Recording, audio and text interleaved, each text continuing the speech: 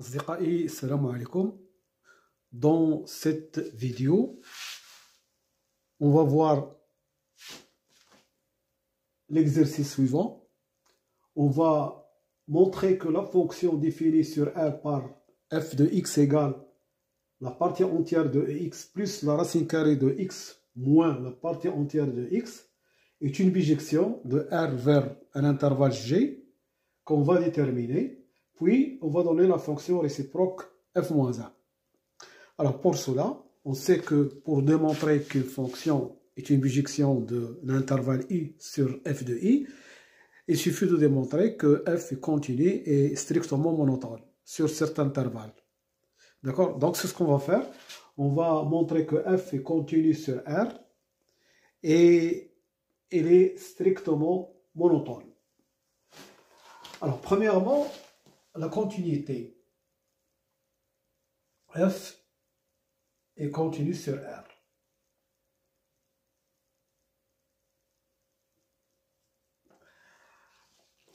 Alors, pour montrer que f est continu sur R, on va définir f. Alors, f, il est défini par morceau sur R.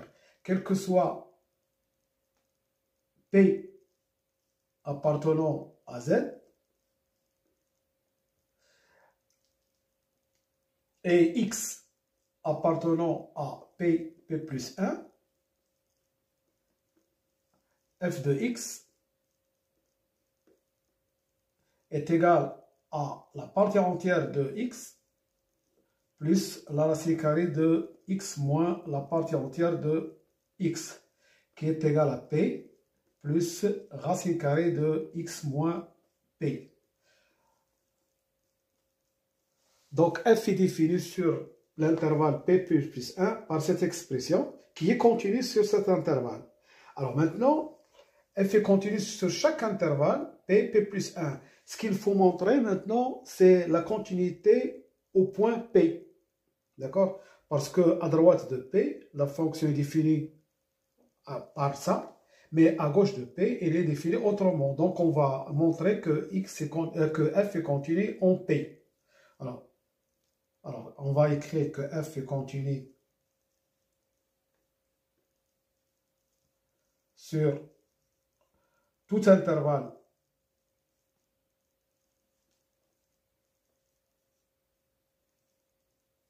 P plus 1.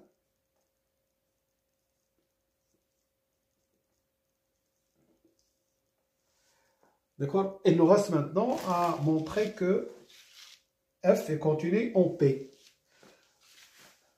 F est continu en P. Alors pour cela, il faut montrer que la limite de f de x quand x tend vers P moins est égale à la limite de f de x quand x tend vers P plus est égale à f de P. Si on arrive à montrer ça, ça veut dire que f est continu en P, quel que soit P appartenant à Z. Alors, f de P, c'est P. Pas de problème. F de P, la partie entière de P, c'est P. P moins P, donc c'est 0, ça donne P. Alors, maintenant, la limite de f de x quand x tend vers P plus. Alors, à droite de P, la fonction, elle est écrite comme ça. P plus racine carrée de x moins P. Donc, c'est la limite de P plus racine carrée de x moins P quand x tend vers P plus. Et alors, on remplace x par P, on va trouver P, c'est égal à f de P. F est continu à droite de P.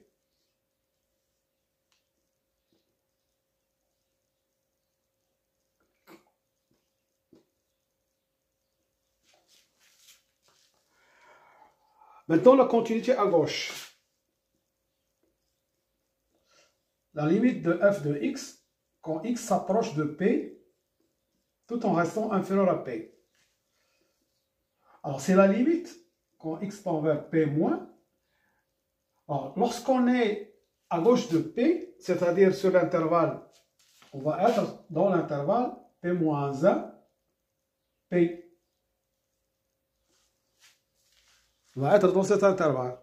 Donc, quand x s'approche de p par valeur inférieure, f de x, c'est la partie entière de x, c'est p moins 1, plus racine carrée de x moins p moins 1.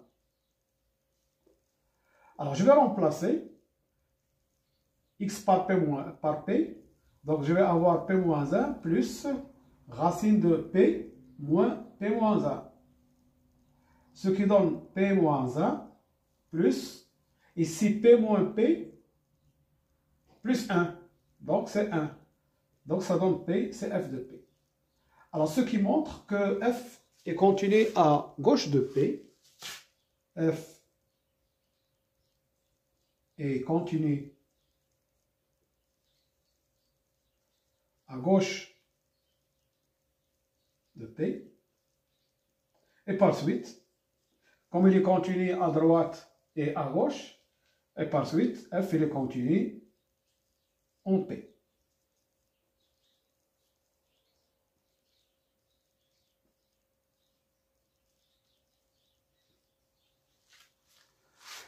Donc, f est continu sur tout intervalle p plus 1 et f est continu sur p, pour tout p appartenant à z, donc f est continu sur R. La conclusion, c'est que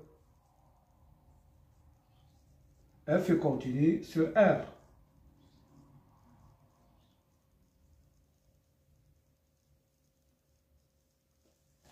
Voilà pour la continuité. Maintenant, il faut montrer que f est monotone.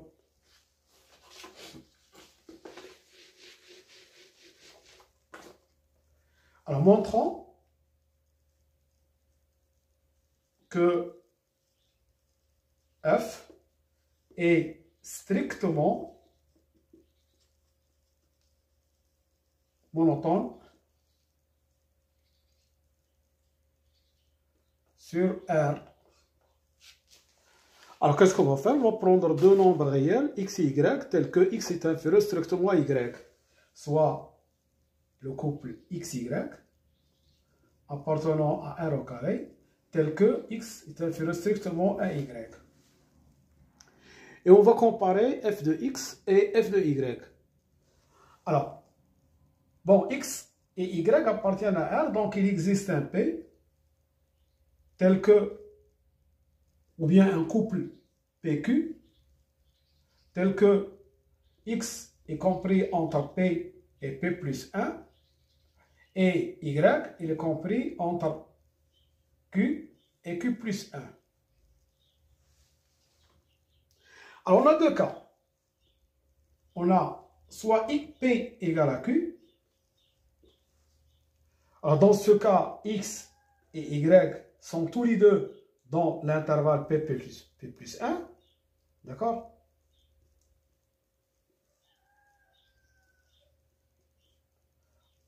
Alors, n'oubliez pas que toujours X est inférieur strictement à Y. Alors, donc, f de X, ça va être P plus racine de x moins p, et f de y, c'est égal à q, qui est p, dans ce cas-là, plus racine carrée de x moins, de y moins p. Si je calcule la différence, f de x moins f de y, qu'est-ce que je vais avoir? Je vais avoir p moins p, c'est 0. Il me reste x moins p moins racine carrée de y moins p. Et alors ça, si je multiplie par l'expression conjuguée, je vais avoir x moins p moins y moins p, donc c'est x moins y, sur racine carrée de x moins p plus racine carrée de y moins p. Et ça, c'est négatif parce que x est inférieur strictement à y. Et ça, d'accord? Et ça, c'est positif en bas. Donc, f de x est inférieur à f de y.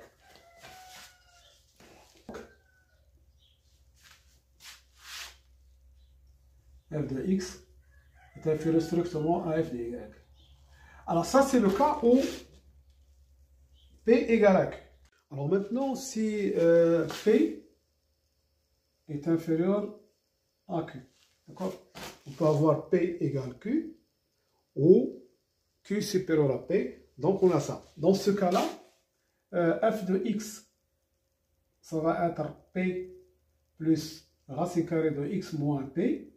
Et f de y, c'est égal à q plus racine carrée de y moins q. Alors, qu'est-ce qu'on va faire? On va comparer f de x et f de y. Ça va être p moins q plus racine de x moins p moins racine carrée de y moins q.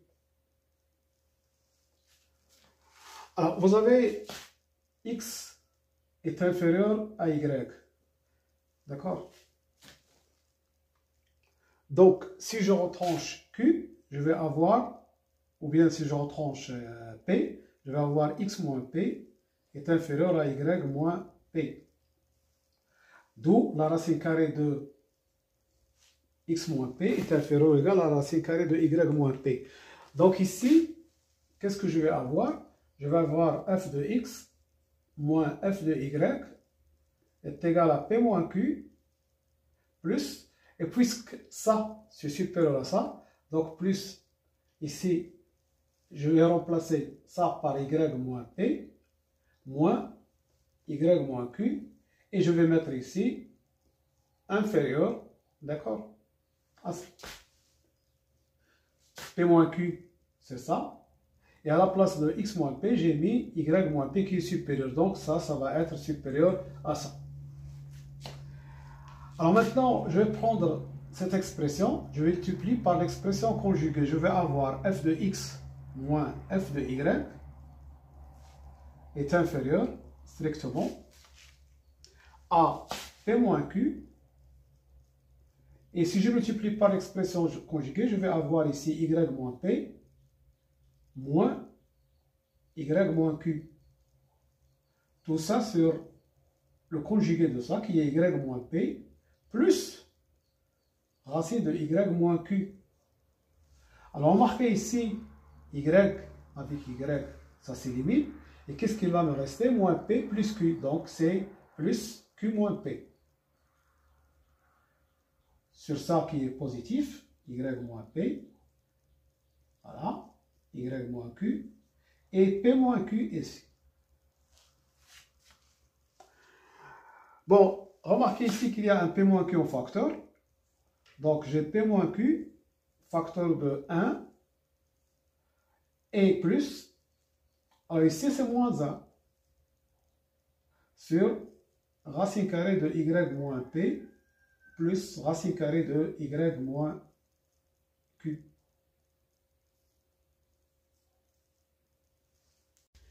Alors, ce que je peux écrire, p moins q, facteur de 1, alors ici je vais mettre en même dénominateur, racine carrée de y moins p, plus racine carrée de y moins q, moins 1, sur tout ça, sur racine carrée de y moins p, plus racine carrée de y moins q. Alors, p moins q, c'est négatif. Il nous reste à savoir le signe de ça. Mais remarquez que nous avons x, il est compris entre p et p plus 1. Et y, il est compris entre q et q plus 1. Donc, x moins, y moins p, c'est ça. Y moins p, c'est ça. Alors, y moins p, il est supérieur ou égal à 1. Pourquoi? Parce que entre p plus 1, entre p et p plus 1, il y a 1. Et ça, d'accord, entre p et p plus 1, il y a 1. Et entre p plus 1 et q, il y a plusieurs entiers. Sinon, si q égale à p plus 1, parce que q est supérieur strictement à p. Donc, la plus petite distance entre P et Q, c'est 1. D'accord? Q est supérieur strictement à P. Donc, Q peut être égal à P plus 1. Dans ce cas, c'est 1. Donc, ça, Y moins P, d'accord, est supérieur ou égal à 1. Donc, ça, c'est supérieur ou égal à 1. Plus ça, qui est positif. Et moins 1, ça nous donne un nombre positif ici. Un nombre positif multiplié par un nombre négatif, ça nous donne un nombre négatif. Ça, c'est f de x moins f de y. Voilà. Donc, f est strictement croissante.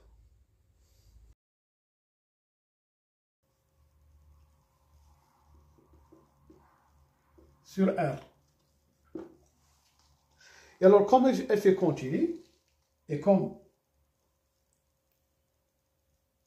f est continu,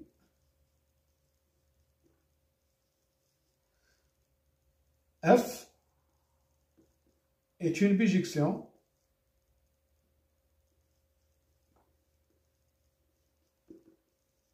de R vers J qui est égal à f de R. On va le calculer. Alors, on va calculer f de R. F de R, c'est la limite de f de x quand x tend vers moins l'infini et la limite de f de x quand x tend vers plus l'infini. Alors, je vais calculer, je sais que x moins e de x est compris entre 0 et 1. Pourquoi? Parce que x, il est compris entre ex et ex plus 1. Si je retranche ex ici, ici, ici, ça va me donner ça. Donc, la limite de f de x quand x tend vers moins l'infini, ici, j'ai la limite de ex plus la racine carrée de x moins ex. Ça, c'est borné, c'est entre 0 et 1, et ça tend vers moins l'infini, quand x tend vers moins l'infini. Donc, ça nous donne moins l'infini. Mais quand x tend vers plus l'infini, c'est la même chose. Ça, c'est toujours borné. On a toujours x moins ex, compris entre 0 et 1. Et ça tend vers plus l'infini. Plus un nombre borné, ça tend vers plus l'infini. Donc, J, c'est égal à R. Alors maintenant, il faut retrouver G, il faut donner l'expression de f moins 1 de x. Alors, comme f est défini par morceau, quel que soit x appartenant à p plus 1, f de x est égal à p plus racine carrée de x moins p. Donc, qu'est-ce qu'on va faire? On va donner f moins 1 sur f de i. C'est-à-dire, quel que soit x appartenant à i, qui est égal, on a ça. On va donner l'expression de f moins 1, c'est sur f de i. Mais f de i, c'est i.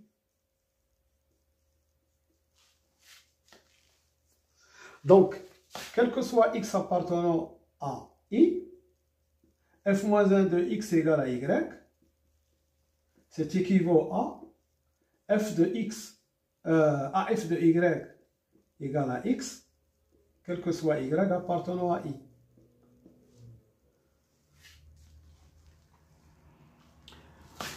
On va trouver x en fonction de y. F de y, c'est égal à p, d'accord, plus racine carrée de y moins p. Et ça, c'est égal à x. Donc, racine de y moins p, c'est égal à x moins p. Et par suite, y moins p égale à x moins p au carré. Ce qui donne y égale x moins p au carré plus p. Et ça, quel que soit x appartenant à i, qui est p plus 1. Donc, f moins 1 de x égale à x moins p au carré plus p. Quel que soit x appartenant à pp plus 1. Voilà, donc nous avons démontré que cette fonction est une bijection de R sur R. Comment? On a démontré qu'elle est continue, qu'elle est strictement croissante. D'accord? Et par suite, il admet une fonction réciproque, f-1, qu'on vient de définir, f-1 de x égale x moins p au carré plus p. Voilà, je vous remercie de votre attention et à bientôt pour une autre vidéo, Inch'Allah. Salam.